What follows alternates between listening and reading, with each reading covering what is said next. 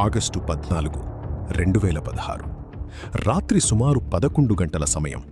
మాల్దా, పశ్చిమ బెంగాల్. NH-12 మీద ఒక ట్రక్కు నెమ్మదిగా ఆగింది. డ్రైవర్ కంగారుగా ఉన్నాడు. అతని కళ్ళు పదే పదే రియర్వ్యూ మిర్రర్ వైపు చూస్తున్నాయి. బయట చీకటిగా ఉంది. రోడ్డు నిర్మానుష్యంగా ఉంది. ట్రక్కు వెనుక భాగంలో కూరగాయల బస్తాలున్నాయి. కానీ వాటి కింద ఇంకేదో ఉంది.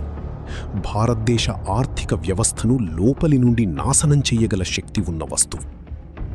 5 కోట్ల రూపాయల విలువైన నకిలీ కరెన్సీ.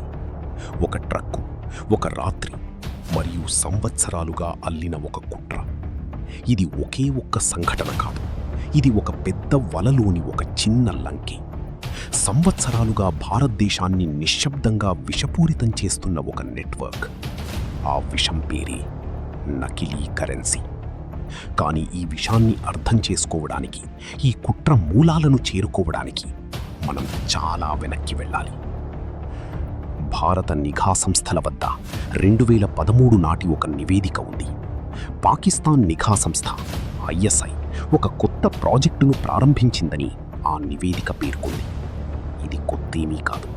ISIకి భారతదేశానికి మధ్య ఘర్షణ దశాబ్దాల నాటిది. కానీ ఈసారి ఉపయోగించిన పద్ధతి భిన్నమైనది. ఈసారి బాంబులు లేవు, ఆయుధాలు లేవు. ఈసారి ఆయుధం ఒక నోటు. ఉద్దేశ్యం స్పష్టం. భారతదేశంలోకి భారీ మొత్తంలో నకిలీ నోట్లను పంపించి ద్రవ్యోల్బణం పెరిగేలా, మార్కెట్ విశ్వాసం కుప్పకూలేలా మరియు సామాన్య పౌరులు తీవ్ర ఇబ్బందులకు గురయ్యేలా చేయడం. ఒక దేశ కరెన్సీపై విశ్వాసం కోల్పోయినప్పుడు ఆ దేశం అంతర్గతంగా బలహీనపడటం మొదలవుతుంది. బాంబులవసరం లేదు, సైన్యం అవసరం లేదు, కేవలం కాగితం. అది సరైన కాగితం. ఇది ఆర్థిక ఉగ్రవాదం, మరియు ఇది ఇతర రకాల ఉగ్రవాదం వలనే ప్రమాదకరమైనది. కానీ ఇది కేవలం ముద్రణకు సంబంధించినది కాదు.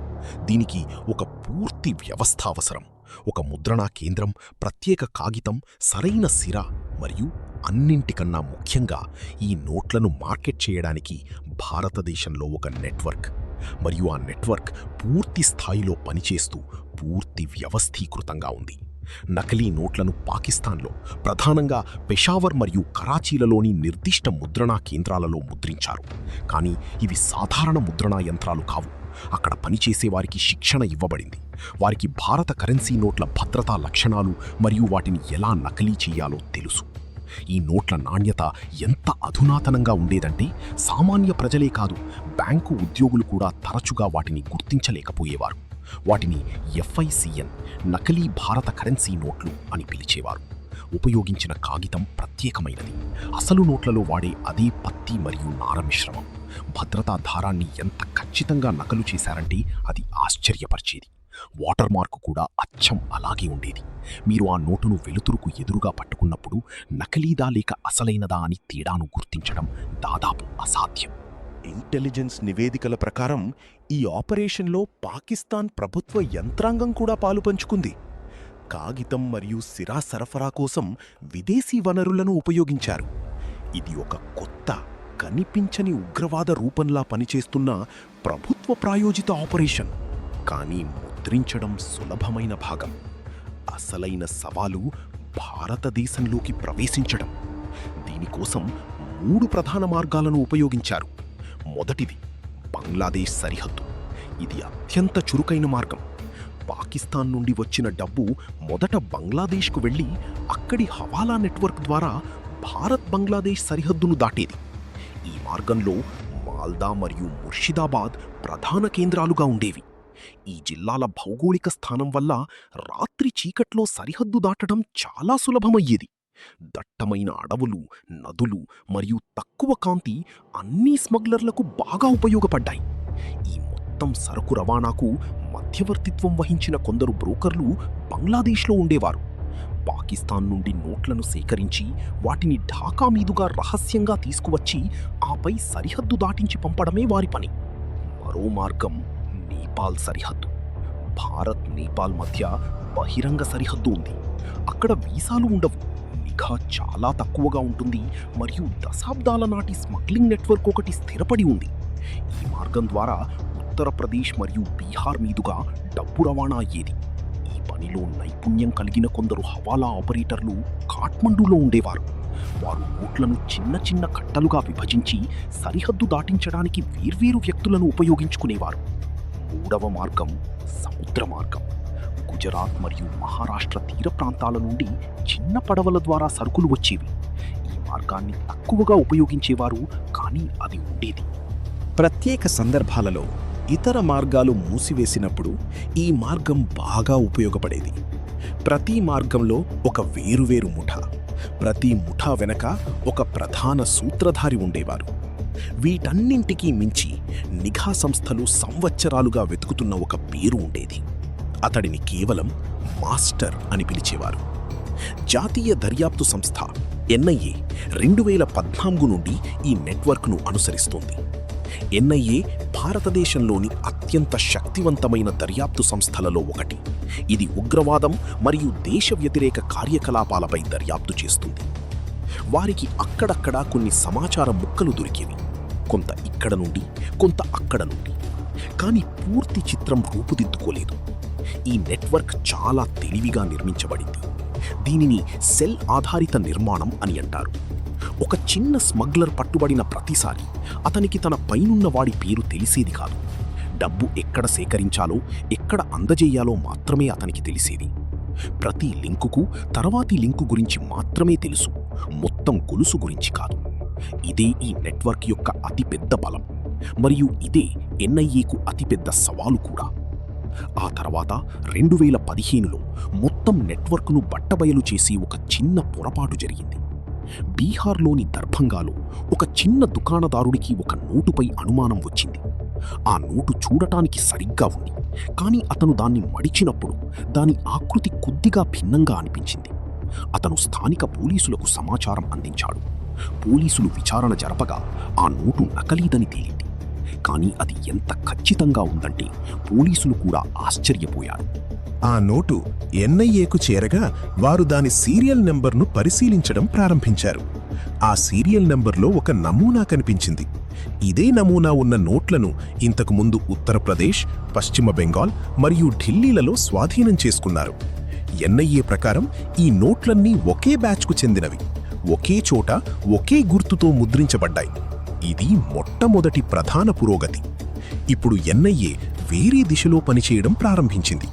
తెలిసిగాని తెలియకగాని ఈ నోట్లను చలామణీ చేస్తున్న ఇంతకు ముందు పట్టుబడిన చిన్న స్మగ్లర్లు, హవాలా ఆపరేటర్లు, దుకాణదారులపైన వారు నిఘా పెట్టడం మొదలుపెట్టారు. వారి ఫోన్లను అడ్డగించారు, వారి ప్రయాణాలను గమనించారు మరియు వారి బ్యాంకు ఖాతాలను క్షుణ్ణంగా పరిశీలించారు. ఈ పనిని ఎంతో ఓపికతో నెమ్మదిగా చేశారు. నెలల తర్వాతి నిఘా పెట్టిన తర్వాత ఒక పేరు బయటపడింది: రఫీకుల్ ఇస్లాం. అతను మాల్దా నివాసి. అతను ఒక చిన్న వస్త్ర వ్యాపారిలా కనిపించాడు, కానీ అతని ఫోన్ కాల్స్, బ్యాంకు లావాదేవీలు మరియు ప్రయాణ రికార్డులు వేరే కథను చెప్పాయి. బంగ్లాదేశ్ సరిహద్దు నుండి సరుకులను స్వీకరించి వాటిని ముందుకు పంపిణీ చేయడమే రఫీకుల్ పని. అతను నోట్లను ముద్రించలేదు లేదా నెట్వర్క్ను నడపలేదు. అతను కేవలం ఒక లంకె మాత్రమే, కానీ చాలా కీలకమైనది. అతనిపైన మరొకరు, అతనిపైన ఇంకొకరు ఉన్నారు. ఎన్ఐఏ ఓపికగా ఉంది. వారు ఇంకా రఫీకుల్ను ముట్టుకోలేదు. ఎందుకంటే ఒకవేళ రఫీకుల్ పట్టుబడితే నెట్వర్క్లోని మిగతా వారంతా అప్రమత్తమవుతారు. వారు కేవలం ఒక చేపను మాత్రమే కాకుండా మొత్తం వలని బయటకు లాగాలని కోరుకున్నారు. రఫీకుల్ నిఘా ద్వారా ఎన్ఐఏకు మరో పేరు తెలిసింది. ఆ పేరు ద్వారా ఇంకో పేరు తెలిసింది. నెమ్మదిగా పొరలు పొరలుగా ఆ నెట్వర్క్ యొక్క పటం రూపుదిద్దుకోవడం ప్రారంభమైంది. 2016 సంవత్సరం వచ్చింది. ఆ సంవత్సరంలో భారత ప్రభుత్వం ఈ మొత్తం కుట్ర పునాదులని కదిలించే ఒక నిర్ణయం తీసుకుంది. నవంబర్ 8, 2016 పెద్ద నోట్ల రద్దు. రాత్రి 8 గంటలకు ప్రధానమంత్రి జాతిని ఉద్దేశించి ప్రసంగిస్తూ, ఈ రాత్రి నుండి 500, 1000 రూపాయల నోట్ల ముద్రణ నిలిపివేయబడుతుంది. రేపటి నుండి అవి కేవలం కాగితపు ముక్కలుగా మిగిలిపోతాయి అని ప్రకటించారు. యావత్ దేశం దిగ్భ్రాంతికి గురైంది. కానీ ఈ దేశానికి వ్యతిరేకంగా పనిచేస్తున్న వారు అత్యంత దిగ్భ్రాంతికి లోనయ్యారు. ఆ రాత్రి పాకిస్తాన్లోని ముద్రణా కేంద్రాలలో భయాందోళనలు చెలరేగాయి. భారతదేశానికి పంపడానికి సిద్ధంగా ఉన్న కోట్లాది రూపాయల విలువైన నకిలీ నోట్లు, వాటి తయారీ కోసం నెలల తరబడి చేసిన కఠోర శ్రమ రాత్రికి రాత్రి నిరుపయోగంగా మారాయి. అవి కాగితపు కుప్పలుగా మిగిలిపోయాయి. భారతదేశంలో ఆ నోట్లను దాచిపెట్టిన వారు తీవ్ర భయాందోళనలకు గురయ్యారు. వాటిని బ్యాంకులో జమ చేస్తే దొరికిపోతామని, పారేస్తే డబ్బు నష్టపోతామని, తగలబెడితే సాక్ష్యాలు బయటపడతాయని వారికి తెలుసు. అన్ని వైపుల నుండి దారి మూసుకుపోయింది. భయాందోళనలో ప్రజలు తప్పులు చేశారు. కొందరు నకిలీ నోట్లను నదులలో పారవేయగా అవి దొరికిపోయాయి. కొందరు వాటిని తగలబెట్టగా వారి ఇళ్ల దగ్గర బూడిద దొరికింది. దానిపై విచారణ జరిగింది. కొందరు భయాందోళనలో తాము ఎవరి దగ్గరైతే ఆ నోట్లను తీసుకున్నారో వారికి ఫోన్ చెయ్యగా ఆ కాల్స్ రికార్డ్ చేయబడ్డాయి. కొందరు ఆ నోట్లను ఇరుగు పొరుగు వారికి ఇవ్వడానికి ప్రయత్నించగా ఆ ఇరుగు పొరుగు వారు పోలీసులకు సమాచారం అందించారు. నోట్ల రద్దు మరో పని కూడా చేసింది. ఎన్ఐఏ ఏళ్లుగా వెతుకుతున్న ఆధారాలను అది వారికి అందించింది. ఈ కొత్త తప్పులు, ఈ కొత్త ఫోన్ కాల్స్, ఈ కొత్త కార్యకలాపాలు ఆ నెట్వర్క్లోని అనేక కొత్త లంకెలను బయటపెట్టాయి. ఇప్పుడు ఎన్ఐఏ చేతిలో పూర్తి పటముంది. ఆ పటం మధ్యలో సూత్రధారి ఉన్నాడు. అతని అసలు పేరు అబ్దుల్ రెహమాన్.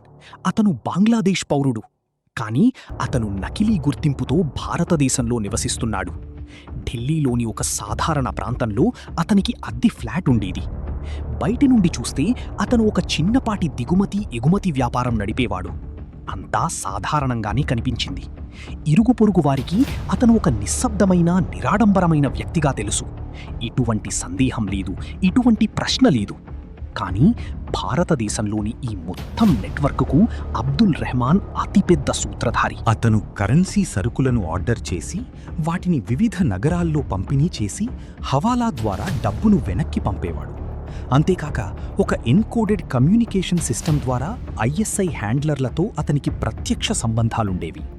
అతనికి 3 వేర్వేరు గుర్తింపులు, 3 వేర్వేరు పేర్లు, 3 చిరునామాలుండేవి. ఒక్కోటి ఒక్కో ప్రయోజనం కోసం.